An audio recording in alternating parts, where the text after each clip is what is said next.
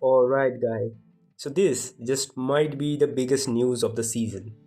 Steam, just on a random day, came out with their biggest gun and shot all over it. Like, this news is crazy. So, Steam just launched their own console, which is not a console but a PC, but works as a console and also a PC. Let that sink in. So what it is basically, it is a pre-built PC. All right, it is a pre-built PC with PC components, but they have put their own spin into it. Like they have put their software, and it is a semi-custom processor and also a semi-custom GPU. So yeah, it is not integrated GPU. All right. So as we see in PS5 or other consoles, the CPU and GPU is soldered into a single chip, right? But it is different. CPU is different and GPU is different. So it is basically a PC, all right, but it is basically a custom pre-built PC. Think of it like that.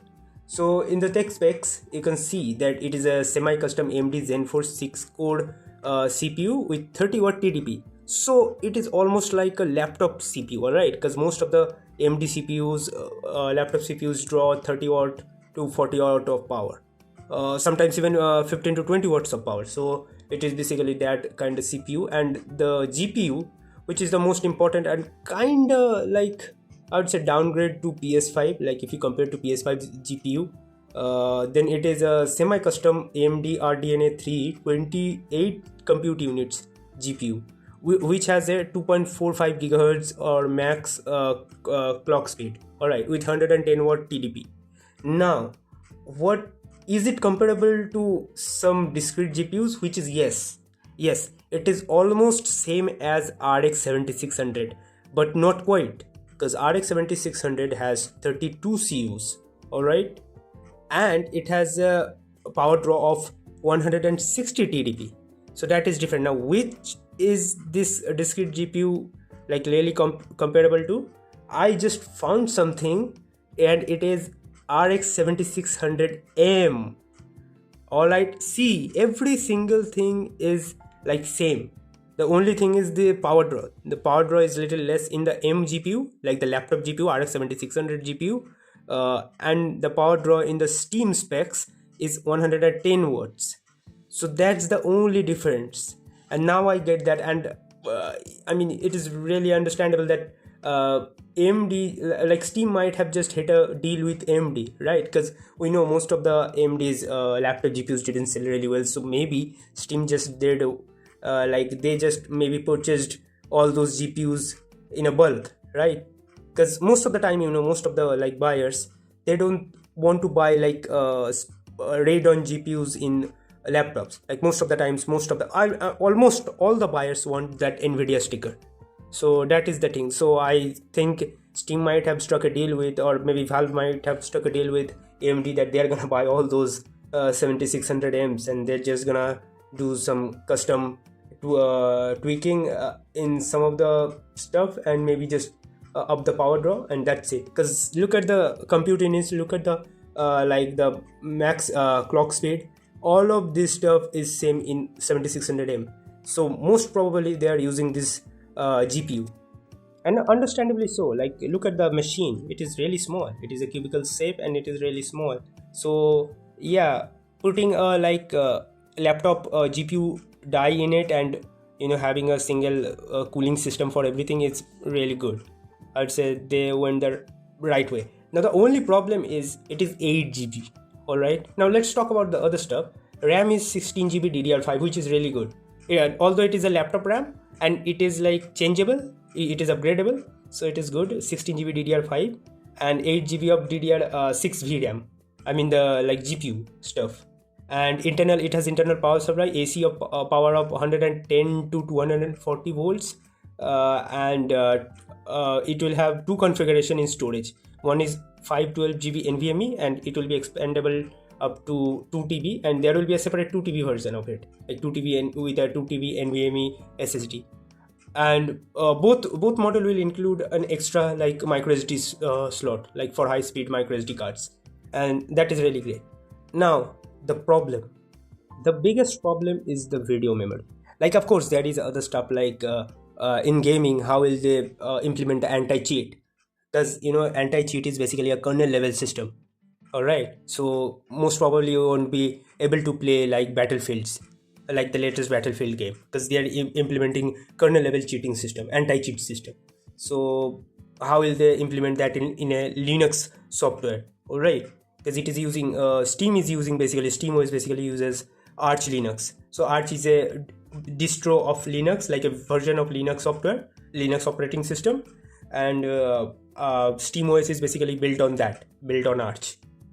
And till now, developers haven't implemented the anti-cheat in Linux. So I don't think you'll be able to play Battlefield 6 or those kind of stuff that use anti-cheat in kernel level. Now, single player games is not a problem. You'll be able to play those kind of games. So that is the only stuff. And we have seen in Steam Deck, like Proton is really good, like SteamOS is really good. Most of the time it is giving us better performance than in Windows 10 or 11. Even though we are just using Proton, like we're playing Windows games using SteamOS, which is basically, it is a kind of emulator, right? SteamOS is basically emulating the Windows games in Steam. But the biggest problem is the GPU. The GPU is only 8 GB and they are claiming that you will be able to play in 4K 60 FPS. Now that is very bold of them to claim that, because the last Borderlands game, I mean, we all know the shenanigans there, how it was like so unoptimized. Like even 5070 was only playing with like, I don't know, 1080p 70 FPS if I remember correctly. So it wasn't even hitting 60 FPS in 1440p. Do you understand how crazy is that? A 5070, you have to hit you have to like use upscaling, DLSS upscaling to hit that 60 FPS mark in Borderlands. And you're telling me in 8 GB with 8 GB of, I don't know, RDNA 3, you will be able to hit like 4K 60 FPS. Like that is crazy. It will be fortunate if they can hit 4K 30 FPS using FSR performance, not even like quality or balance, and like 60 FPS. They'll be fortunate enough to hit 30 FPS in, I don't know, Borderlands or Black Myth Wukong, all those kind of games, like 30 FPS in 4K using performance and stable 4K 30 FPS, because otherwise it's just useless. If it is not stable 30 FPS, then it is just useless. Now I saw the LTT video, Linux Tech Tips video, where he was playing Cyberpunk, and it was hitting almost more than 30 FPS, although not stable in 4K, but it was using FSR performance. So yeah, it is kind of crazy. And I believe it will be mostly 1080p gaming console or integrated PC, whatever you wanna call this Steam machine. But it won't be that great. It will be less powerful than PS5. I'd say if you see the spec, PS5 is using a GPU that is comparable to RX 6700. All right, and if you compare RX 7600M to that certain GPU, I mean, I'd say if you leave the the console optimization, all of the stuff, I would say PS5 would be almost 15% more better in performance. That is what I would say. So yeah, that is a bummer. Although I'd say Steam Machine is a step in a right direction by the Steam. All right, because they announced that it would be an open platform. So if you want to install Windows, you can install Windows. If you want to install Ubuntu, you just don't want to play games, you want to install Ubuntu and do your works, you will be able to do that stuff. All right, so that is a really right step in a right direction. Now the developers or the engineers have told us in the video, I was just watching the video, that they might change things a little bit. All right, now people might think like they might change the GPU, which I don't think will be the case. All right, if you change the GPU in an integrated system like that, there will be problem. There will be problem like die sizes, how you are doing the software optimization in your machine. So I don't think the basic CPU and GPU, they won't be able to change it. So we're stuck with that 8 GB graphics card in the machine. What they might change is RAM, and also something, maybe storage. They might change the storage configuration, but I don't think they might change the RAM. Have you seen the DRAM prices lately in Amazon or whatever in your country? It has almost doubled. Like I remember a few months before, like before all of this tariff shenanigans, DDR5 32 GB you could buy only in 9,000 rupees. All right, which is basically, I don't know, $80, something like that. 32 GB DDR5, 6,000 megahertz.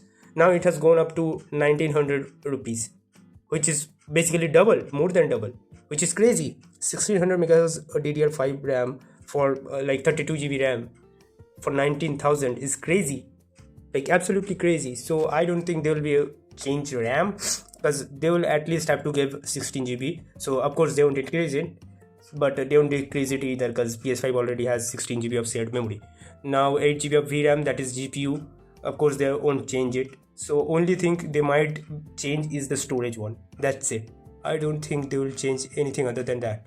So that's the thing, don't expect them to change many things. Maybe a little bit of tweak here and there, maybe they overclock the CPU or GPU a little bit, that's it. Other than that, you won't see any changes. Now also here I would like to add another thing, like I also found the CPU is most likely AMD Ryzen 5 7640U. Alright, this is the closest CPU I could find. And yeah, this is kind of like, I wouldn't say great, but yeah, this is good. This is a laptop grade GPU which they are using. So they are basically using laptop parts. Alright, like the architecture is Zen 4, and it is showing a max boost clock of 4.9 gigahertz, but they might have a little bit underclocked it to 4.8 or something like that. So yeah, it is a good CPU with a 50 to 30 watt power draw. Yeah, it is good for laptop GPUs. CPU, it is really good. So I'd say the CPUs will be more powerful than the PS5 CPU.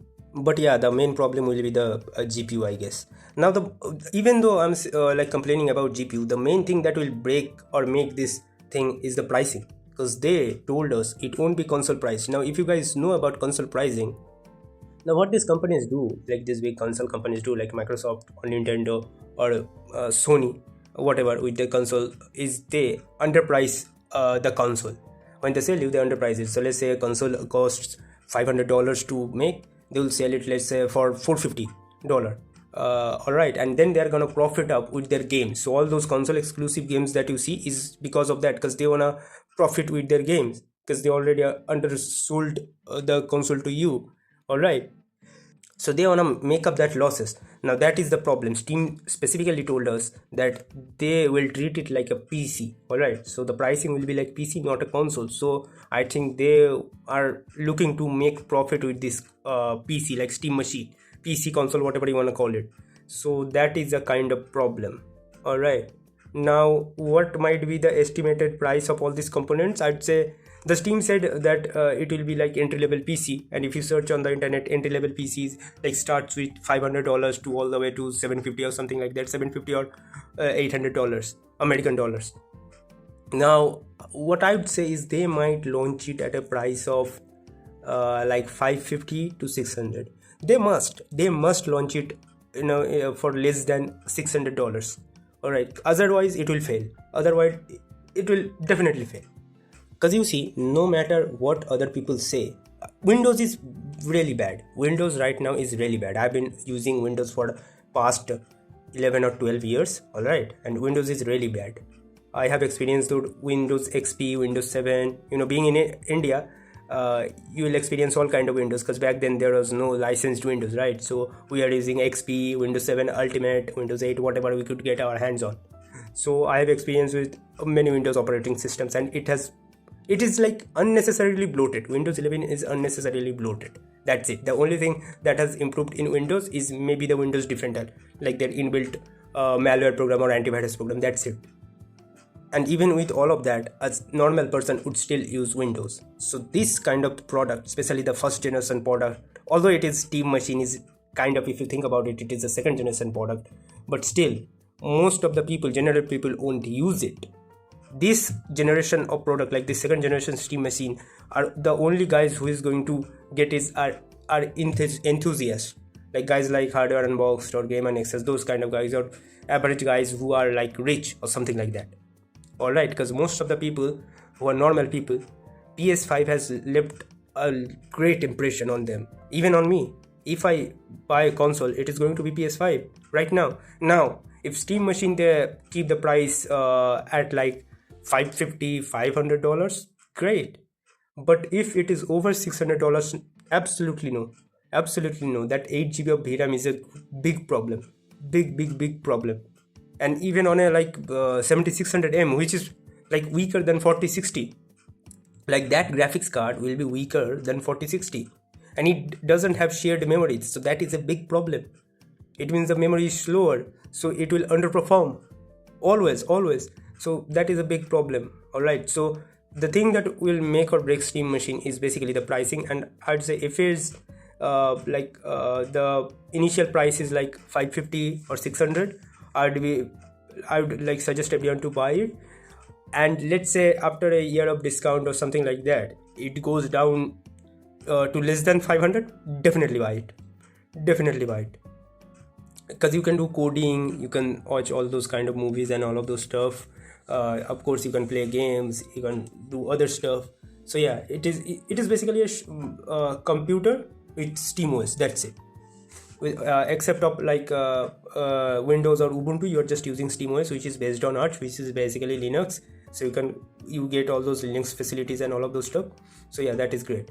But yeah, the price should be $550 to $600, and even better if it is less than $500, which I don't think it will be, because they told us like entry level PC, its price will be like entry level PC. So yeah, that is the case, man, that is the case. So yeah, that is it, guys. I just wanted to give a quick overview of Steam machine, because it is a big thing. Even with all these complaints that I'm complaining right now, it is a big step towards the right direction. Like Steam is literally becoming what Microsoft imagined they would become, right? But I think Steam might be able to achieve it because they are less greedy. You know how Microsoft is, they're like greediest of greediest, like they're the worst of the worst. So I'd say like Steam is going to the right direction, and it is only second generation. I would say most of the people should not buy it, because most of the time a certain product, especially in computer or electronics, that product to become in a almost perfected form, it takes 2 or 3 generations. All right, so only after its arrival in like early 2026 we'll be able to know how good of a machine it is, after a lot of testing and all of those stuff. So yeah, that is it, guys. I just wanted to make a quick overview of this Steam machine, and yeah, that is it, guys. See you in my next video. Bye.